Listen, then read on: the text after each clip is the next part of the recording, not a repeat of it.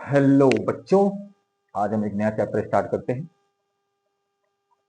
Chapter का नाम है पृष्ठीय क्षेत्रफल एवं आयतन। सबसे पहले इसके एमसीक्यू क्वेश्चन है जो 2026 में आने वाले आएंगे ही। ठीक, इसको बहुत ध्यान से देखिए, समझिए। ठीक है, समझ में नहीं आता है तो फिर से वीडियो रिवाइज करके फिर से देख लीजिएगा, मैं समझाता हूँ। चलिए देखिए, लिखा है 1/2 सेंटीमीटर, 1/2 सेंटीमीटर व्यास के गोले का पृष्ठीय क्षेत्रफल क्या होगा। अब आपको पता है व्यास क्या होता है। सबसे पहले गोला हो गया, ये क्या है, गोला। गोला हो गया, इसका व्यास ये हो गया, इसका व्यास हो गया। क्लियर। और व्यास क्या होता है, त्रिज्या का 2 गुना होता है। त्रिज्या का 2 गुना होता है। तो सबसे पहले हमें दे रखा है, डी दे रखा है कितना, 1/2 सेंटीमीटर। क्लियर। तो आर क्या हो गया, आर बराबर होता है d/2। यही तो होता है फॉर्मूला, रख दो यहाँ पे। मतलब d/2, 1/2 इंटू 2, तो कितना हो गया 1/4। क्लियर, क्या हो गया 1/4। अब पृष्ठीय क्षेत्रफल, गोले का पृष्ठीय क्षेत्रफल क्या होता है, गोले का पृष्ठीय गोले का पृष्ठीय क्षेत्रफल क्या होगा, गोले का पृष्ठीय क्षेत्रफल भाई, गोले का पृष्ठीय क्षेत्रफल होगा 4πr²। रख दीजिए भाई 4πr²। ठीक है, चलिए 4 इंटू पाई, पाई की वैल्यू रखते, वाई के साथ रखे नहीं रखना है क्योंकि एमसीक्यू में है, तो इसलिए ध्यान से देख लीजिएगा। एमसीक्यू में पहले से दिए रखा है।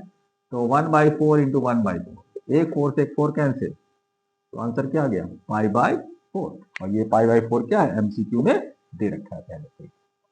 क्लियर बच्चों। चलिए अगला क्वेश्चन देखते हैं। एक लंबवृत्तीय बेलन के आधार का क्षेत्रफल, आधार का क्षेत्रफल क्या दे रखा है, 9 दे रखा है। क्या दे रखा है, 9 दे रखा है। सबसे पहले बात मेरी समझिए, लंबवृत्तीय बेलन है, बेलन, बेलन का मतलब कहीं ऐसा होगा, ये होता है इसका आधार, आधार हो गया। हम अब वो आधार का क्षेत्रफल क्या दे रखा है 9 मतलब ये आधार, मतलब ये भी तो गोल ही होगा, गोल होगा। तो आधार का क्षेत्रफल, आधार का क्षेत्रफल क्या होगा भाई, आधार का क्षेत्रफल πr²। तो गोले का क्या होता है क्षेत्रफल, πr² होता है। आधार का क्षेत्रफल क्या देखा, 9 दे रखा है, 9 रख दिया, πr² रख दिया। यहां देखिए पाई थी, ये पाई कैंसिल हो गया। क्लियर। आर, आर यहां से स्क्वायर था तो स्क्वायर रूट चला गया 9, तो आर की वैल्यू क्या आ गई, 3 आ गई। आर की वैल्यू क्या आ गई, 3 आ गई। पूछ रहा है इसकी त्रिज्या क्या होगी, तो त्रिज्या मेरी क्या आ गई, आधार की त्रिज्या क्या आ गई, आर बराबर 3। क्लियर बच्चों, ये सवाल समझ में आया। आधार का क्षेत्रफल ध्यान रखिएगा, आधार के क्षेत्रफल का विशेष ध्यान रखिए। आधार क्षेत्रफल होता है πr², और किसी भी बेलन और शंकु हो सबका आधार का क्षेत्रफल क्या होता है, πr² होता है। क्लियर बच्चों। अब अगला देखते हैं क्वेश्चन।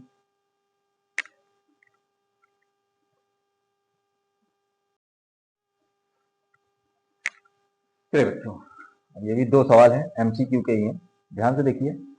लिखा है 2 गोलों का आयतन 27:64 है, मतलब 27:64 है, तो उनके पृष्ठीय क्षेत्रफल का अनुपात क्या होगा। ठीक, वो वाला भी देखते हैं, पहले इसको देखते हैं। सबसे पहले आयतन दे रखा है, आयतन मेरा क्या दे रखा है, मतलब V1 मेरा कितना दे रखा है 27, और V2 दे रखा है 64। क्लियर बच्चों। सबसे पहले ये देख लेना है, आयतन क्या दे रखा है V1 27, आयतन को वॉल्यूम से डिनोट करते हैं तो V लिखा है, इसीलिए पृष्ठीय क्षेत्रफल क्या होता है भाई, पृष्ठीय क्षेत्रफल का अनुपात क्या होगा, इसकी बात की बात है। पहले हम इसका आर निकाल लें। आर निकालने के लिए हमें क्या करना है, पहले गोले का आयतन मतलब V1 क्या होता है भाई, 4/3 πr³, πr1³, इसको R1 मान लिया मैंने। क्लियर। ऐसे दूसरे गोले का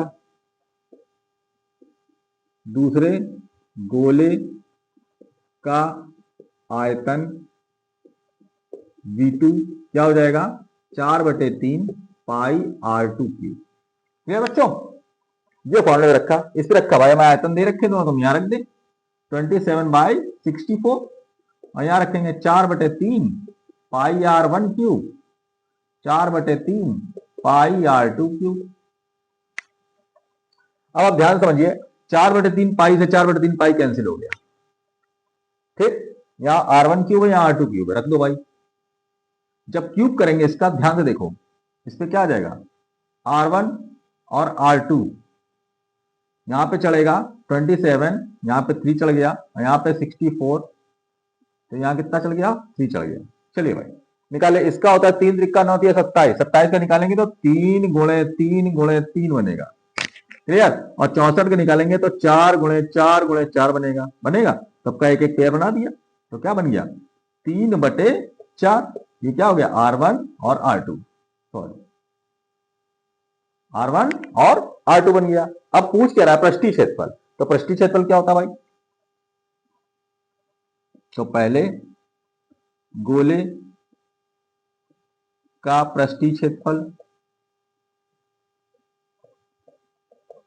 4 पाई R1 स्क्वायर हो जाएगा, ऐसे ही बटे में इसको भी रख दो, 4 पाई R2 स्क्वायर हो जाएगा इसका, दूसरे गोले का पृष्ठीय क्षेत्रफल, क्लियर। रख देते भाई, 4 पाई से 4 पाई पहले तो कैंसिल हो गया, कोई काम नहीं, खत्म हो गया। R1 कितना दे रखा, 3 दे रखा है, तो 3 और R2 4, तो इन दोनों का स्क्वायर कर दो, तो क्या हो जाएगा, 3 तिक्का 9, 4 चौको 16, तो 9/16, ये इसका आंसर होगा, ठीक। इसके रेशियो में दे रखा है 9/16। समझ में आ गया हो उसको, देख लीजिए, बहुत सरल सवाल है, लगाने का तरीका भी चेक कर लीजिए, बहुत अच्छा है। अगला क्या है भाई, यदि एक समान त्रिज्या R के 2 अर्धगोलों को मिलाया गया। अब मेरी बात ध्यान, एक अर्धगोला दूसरा अर्धगोला मिलाया गया भाई। अब ध्यान देखो, यहां से इसकी त्रिज्या, यहां से इसकी त्रिज्या, दोनों की त्रिज्या क्या है, समान है, R त्रिज्या है, दोनों की त्रिज्या। अब इनकी त्रिज्या और इनकी त्रिज्या दोनों बराबर है, क्लियर भैया। तो दोनों की त्रिज्या क्या हो जाएगी, क्लियर R हो जाएगी, सिर्फ क्या हो जाएगी, दोनों की त्रिज्या क्या हो जाएगी, R हो जाएगी। चलिए भाई, R मतलब अर्धगोले की त्रिज्या भी R है, और दोनों अर्धगोलों को मिला दिया तो भी R है, क्लियर। दोनों अर्धगोलों को मिला दिया तो भी R है। तो गोले का पृष्ठीय क्षेत्रफल क्या होता है, गोले का पृष्ठीय क्षेत्रफल अभी लिख बताया मैंने, क्या होता है, 4 पाई R स्क्वायर। तो यही हमारा आंसर है, 4 पाई R स्क्वायर। बोलिए, ये आंसर आ गया। बोलो बच्चों, समझ में आया सवाल। भाई दो गोले हैं, भले दो गोले आपस में मिल रहे हैं, सीधी सी बात है, दोनों को R दूरी पे ये भी, R दूरी पे ये भी, दोनों एक साथ मिलेंगे, दोनों त्रिज्याओं में मिलेंगे, तो क्या होगा, आधार जोड़ा जाता है तो क्या हो जाएगा, दोनों की त्रिज्याएं क्या हो जाएंगी, R हो जाएंगी, क्लियर। तो दोनों का गोली पृष्ठ का क्षेत्र क्या हो जाएगा, 4 पाई R स्क्वायर। ठीक है बच्चों, इसको ध्यान से देख लीजिएगा, बहुत अच्छा सवाल है, ठीक है बच्चों, ध्यान से।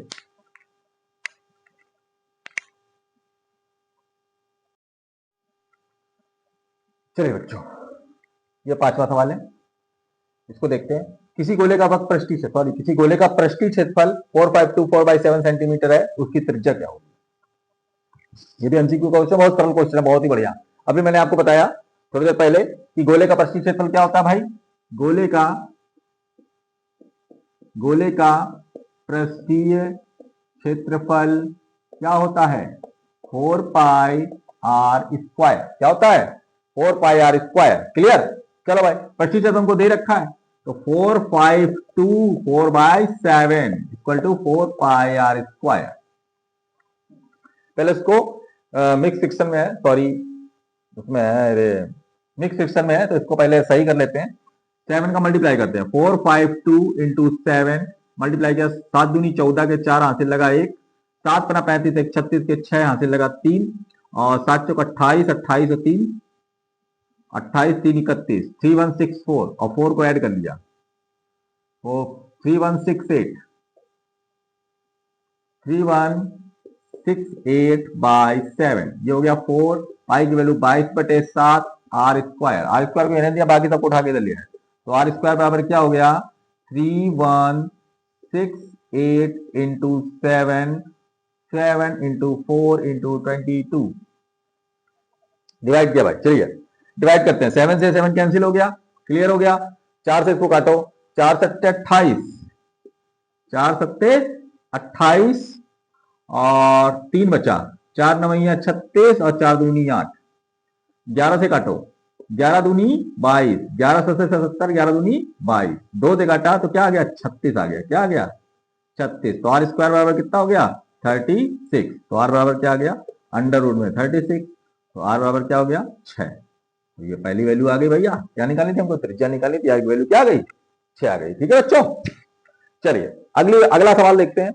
1/2 सेंटीमीटर व्यास वाले किसी ठोस अर्धगोले का संपूर्ण पृष्ठीय क्षेत्रफल निकालो। बहुत सरल सवाल है, अर्धगोले की बात हो रही है, ध्यान रखिएगा, अर्धगोले की बात हो रही है और संपूर्ण पृष्ठ की बात हो रही है। अभी मैंने आपको पहला सवाल बताया था, वो इसी का सवाल का सेम टू सेम अगला सवाल है ये। पहला सवाल यही बताया था मैंने। तो डी मेरा क्या आ गया, 1/2, तो आर मेरा क्या हो गया, d/2 होता है मेरा, रख दिया 1/2 इंटू 2, तो क्या आ जाएगा 1/4। तो आर मेरे क्या आ गए, 1/4 आ गए। ठीक है बच्चों, ठीक। तो अर्धगोले का संपूर्ण पृष्ठीय क्षेत्रफल क्या होता है, अर्धगोले का संपूर्ण पृष्ठीय क्षेत्रफल क्या होता है, 3πr² होता है। क्या होता है, 3πr²। क्लियर भाई,